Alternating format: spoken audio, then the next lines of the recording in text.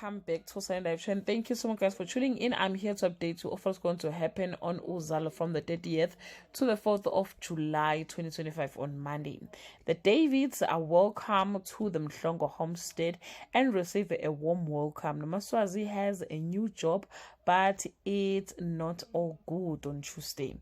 The council is left disappointed after Nkuzi refuses to choose a wife. Subu's ordination gets underway with a special performance on Wednesday. Nkuzi disappoints the council when he declines their generous offer. Subu begins a new chapter in his life, and how visits to the Sangoma yield uncountable truth on Thursday.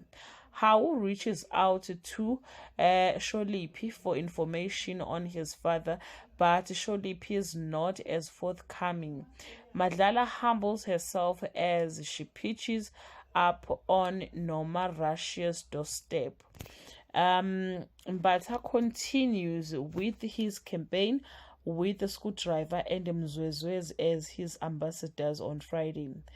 Madlala gets a taste of her own medicine. How Lex and answers throw him into emotional turmoil, but I put another powerful stand. Well, guys, that's all I have for today. You can leave your